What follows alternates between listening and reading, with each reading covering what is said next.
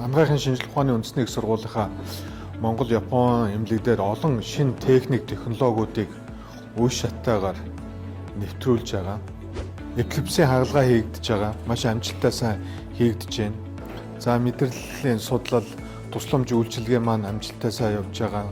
Томоохон одоо нуруу нуусны тархины мэслүүд хийгдэж байна. За ингээд нойрны төв байгуулагдлаа. Тэгээ энэ цаашдаа бол бид бол дараагийн шатанд магадгүй тархи судлалын хүрээлэн болж өргөжж хөгжих энэ томоохон суурьуд бол хийгдэж байгаад бол би баяртай. Тэгээ энэ аюул ажиллагааг одоо бүгдээ нь гардан зохион байгуулсан манай мэдрэл судлалын төвийн профессор Товод Орж багш.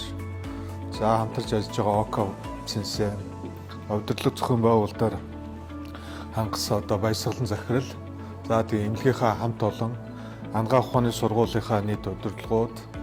За та бүхэндээ ажлын амжилт хүсье. Тэгээд Монгол, Японы эмнэлгийн Монгол нойрны одоо энэ нойрны төв нэгдэж байгаа бол баяртай байна. Та бүхэнд ажлын өндөр амжилтыг хүсье.